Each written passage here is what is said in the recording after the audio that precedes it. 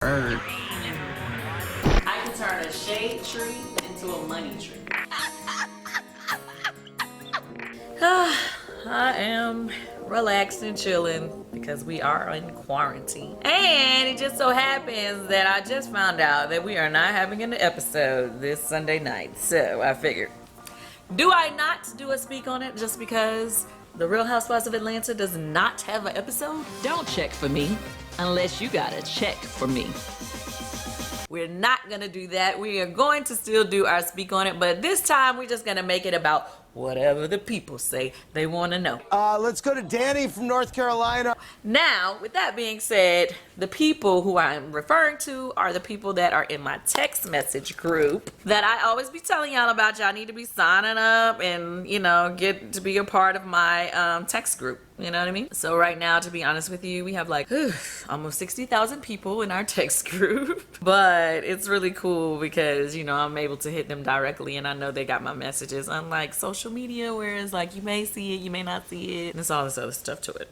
So anyway, I text them and I asked the question I asked. I just let them know that I was doing a YouTube video and that I wanted them to send me questions for my Q&A. So let's see. What do they have to say? You notice I get a lot of money questions. Now, I am not an accountant. I am not a professional business manager. I just have been able to be successful in managing my own. So with that being said, I never have a problem with sharing tips that I've learned. It's so crazy because this week I did this video with my husband about loan deferments, and not just mortgage loans, but car payments. Anybody that's, you know, that you are making payments to monthly, they have programs out there now that's a lot of the companies, not all of the companies, but a lot of them are, because of what's going on with the quarantine, are giving money. I am your girl Candy and I'm about to speak on it. I had already heard. I can turn a shade tree into a money tree. I am relaxed and chilling because we are in quarantine. And it just so happens that I just found out that we are not having an episode this Sunday night. So I figured, do I not do a speak on it just because the Real Housewives of Atlanta does not have an episode? Don't check for me unless you got a check for me. We're not gonna do that. We are going to still do our speak on it, but this time we're just gonna make it about whatever the people say they want to know. Let's go to Danny from North Carolina. Now, with that being said, the people who I'm referring to are the people that are in my text message group that I always be telling y'all about. Y'all need to be signing up and, you know, get to be a part of my text group. You know what I mean? So right now, to be honest with you, we have like almost 60,000 people in our text group. But it's really cool because, you know, I'm able to hit them directly and I know they got my messages, unlike social media where it's like you may see it, you may not see it, and there's all this other stuff to it. So anyway, I text them and I asked the question I asked. I just let them know that I was doing a YouTube video and that I wanted them to send me questions for my Q&A. So let's see. What do they have to say? You notice I get a lot of money questions. Now, I am not an accountant. I am not a professional business manager. I just have been able to be successful in managing my own. So with that being said, I never have a problem with sharing tips that I've learned. It's so crazy because this week I did this video with my husband about loan deferments, and not just mortgage loans, but car payments. Anybody that's, you know, that you are making payments to monthly, they have programs out there now that's a lot of the companies, not all of the companies, but a lot of them are, because of what's going on with the quarantine, are giving money to people, or not necessarily giving money, but allowing people to defer their payments for months at a time without penalty. Now, some companies are not doing that. So anyway, I'm telling you that to say, I posted the video and then I started getting negative people in the comment section. There was some people that were like, I mean, what you doing that for? I mean, you rich, you don't. Look, lady, I'm just trying to share with you and help you out. You over here trying to nitpick me and what I'm doing. Like, stop it. Just listen to the information. And the other people was like, oh, no, if you do that, then this is that. Like, they just know all of every mortgage company out there. Needless to say, I thought about taking the video down. Okay, so the interest rates are lower. Okay, so if your interest rate is not as low as you want it to be, and you can continue making your payments, but you want your interest rate to be lower for the long term, go ahead and try to do a refinance and get your interest rate lower. And I didn't take the video down. I told my husband, I said, well, in the morning, I'm going to take the video down. I just left it up for the night. By the morning, it was over 1 million views on the video. And it was so many positive comments from people who had actually called their lenders, and different people that they, have payments with, were able to defer payments without penalties and different things like that. Or some people were able to get their interest rates dropped and different things just because we put that little tidbit of information out there for them. And when I tell you, I teared up. I teared up. I know I sound like a big baby, but it made me tear up because at first I was thinking it was like a negative thing, but then it was such a positive thing because I started getting texts and messages from like people that were close to me. Like one of my family members texted me and was like, oh my God, like I didn't even know you could do that. And now we were able to defer both of our car payments. And, we didn't know how we were going to be able to, take care of something they was working on. And now they are going to be able to. Or friends from that I met at Riley's school were even saying that, because of the quarantine affecting their career, they both weren't working and they were able to defer their payments at this time, and without penalty, and it really helped them. It was just so many people texting me, let me just say that. Like all kind of people texting me saying that, it really worked out for them. I just want to say a couple that were in my actual, this one young lady in my comments on the thing said, BMW let me defer 2 months without affecting what they normally allow. This has no effect on your payment history or credit report. Bam. This other young lady says, Yolanda DeZellis said, great information. I got deferment on mortgage and car note for 3 months each. Her name is I Got You For Real on Instagram. She said, great advice, Candy and Todd. Me and my husband were on hold for 2 hours. And after that 2 hours, we got our car payments deferred for 2 months and payments added back to the back end of the loan. Anyway, it was so many people that another lady, Bolo, Jana Joy, I don't know. Baloney, I don't know how she got this pronounced, but anyway, she says, I did it, girl. I got 4 months off my house payment deferred, only paid the interest. It's just a lot of people just seem to help. So with that being said, I'm glad I did it. For those of you that it did not help, I'm sorry, but if I were you, I would continue to call the banks and different people, because as the government is giving the banks money, they're able to change their rules and regulations and pass those, what they're getting on down to their customers. Back to our text. I'm sorry, I done lost my last text. So many questions coming in. You have to be texting me. We're gonna put the phone number up here in order to be a part of this text group, okay? This text is from Clamecia McCall. She says, besides the money and family, how do you stay self-motivated? Please say this question is from your biggest millennial fan, Clamecia. Okay, Clamecia. What keeps me motivated? Well, obviously family keeps me motivated, which you said, but it's mainly because I want to leave something great for my children. I mean, that's the main thing. I want to leave a legacy for my family. But then another thing besides family, besides, just making sure I make money, I want to make history. I mean, I don't know if everybody wants to make history, but I want to make history. Like, I want my name to be in history books, or I want a street named after me one day. Like, my grandfather has a street named after him, and that's something I always wanted. I know that sounds stupid to some people, but we all got goals, and I have goals for myself. Like, there's, accomplishing things in the name of women, black women especially, that a lot of women have not accomplished it, or breaking barriers, opening doors. I was the first woman to win songwriter of the year for ASCAP Rhythm and Soul Awards, and for me that's like one of my favorite awards that I've ever received, or biggest awards I've ever received to me, because you know, because it basically it broke a barrier. So for me, you know, it's just like accomplishing things is like what I like to do. It makes me feel good. So every time I finish one thing, I'm ready for the next thing. Another thing, I like to help people too. You know, I have my foundation, Candy Cares. I help a lot of people. To be honest with you, there's a lot of people in my text group that I've helped. You know, it's 59,600 people in this text group. But every now and then, you know, I get people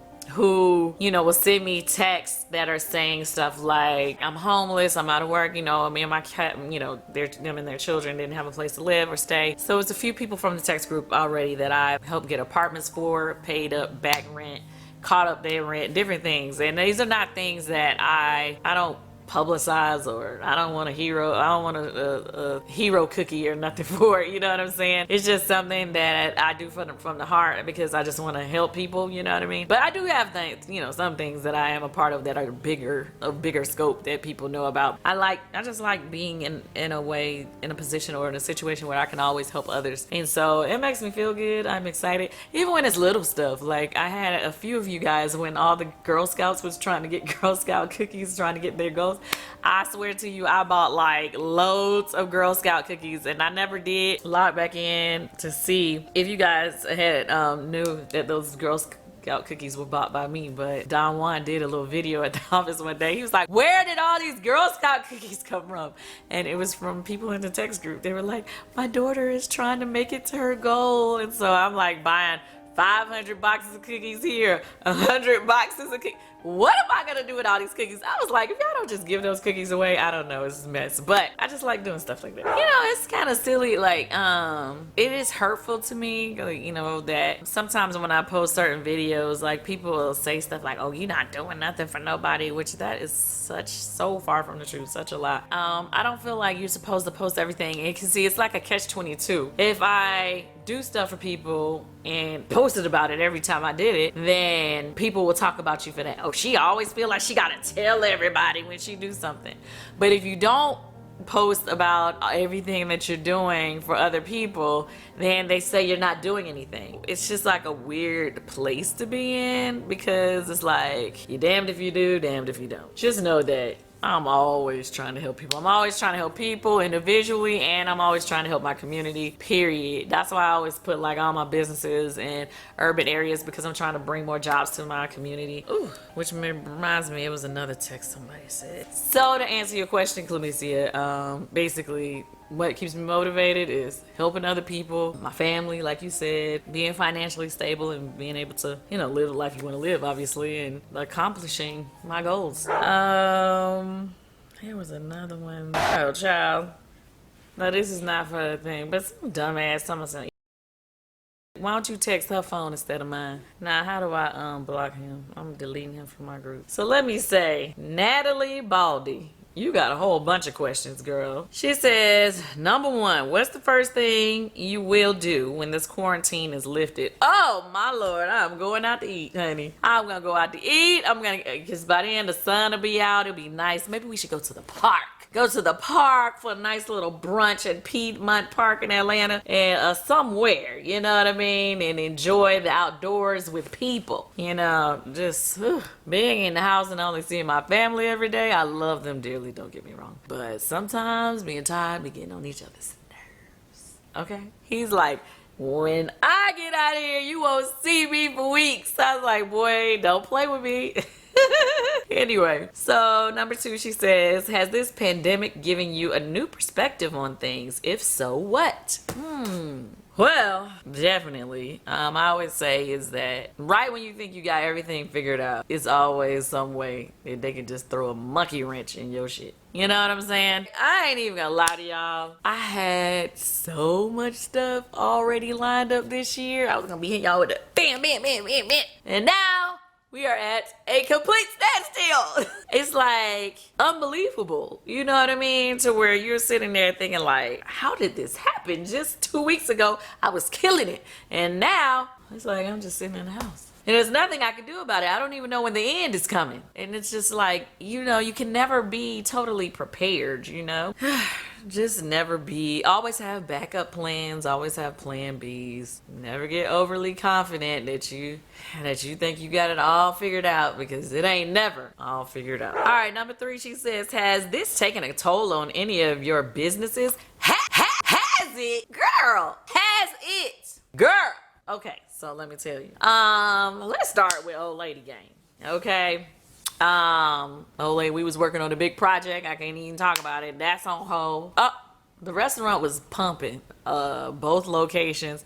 Mind you, first thing happened, they shut down the State Farm Arena where the Hawks play. You know, they shut down first because of the whole basketball thing. You know, NBA shut down. So that Old Lady Gang, stop, on pause. Okay, we still had our physical locations, one on Kemp Creek and one on Peter Street. Next thing you know, we had to shut those down. Now, mind you, our restaurants were doing really great. It was like packed every day, you know, nice crowds, making great money. We got lots of employees. Let me tell you, we got like 80 something employees at each location. So between our 2 physical locations. So that's a lot of people that we employ. And the service industry, to me, has been hit the hardest, you know what I mean? It's really heartbreaking for me because, you know, you get so close to a lot of the people that work with you and for you, and you want the best for everybody. And then we all are like, we went from killing it one week to $200 the next week. It's like, can you imagine if you making, I don't even want to tell you how much you were making the week before, but the next week you go to killing it to like $200. Like, wait, what? Like, when they tell you gotta shut your doors, like, our restaurant is not a fast food joint. You know, I see how some fast food places still, you know, like a Chick-fil-A, they still got a line, people still, you know, going. But like when you have a sit down restaurant, those restaurants are really impacted because nobody can come in. So it's like, we weren't even really on Uber Eats and Grubhub and all of those things before, but now we've signed up, but it's a little too late. Todd was freaking pissed at the team. Let me just say that, because he had been saying for a whole year, we need to be on Grubhub, we need to be on Uber Eats, we need to be on, you know, DoorDash and all these things. We're like, yeah. Okay, we're gonna get done. Okay, we're gonna get done. Now, it's not done. It wasn't done anyway. It just got done. But it wasn't done when they told us we had to shut down and only do delivery and to go. So, guess who was getting cussed out? The whole team. So that's where Old Lady Gang is at right now. We're still sitting, not making any money, but bills are still due. You know what I mean? And so, you know, it's so funny because, you know, people all like trying to tell you, oh, you know, you shouldn't be doing this and that. Like, are you kidding me? Like, we are business owners, first of all, foremost. And, so I'm just telling you, we ain't got like little bills, you know what I'm saying? You know, payroll hitting for 2 locations, you know what I'm saying? It ain't no little small feat. It's really put a monkey wrench into the business. So that's the first thing.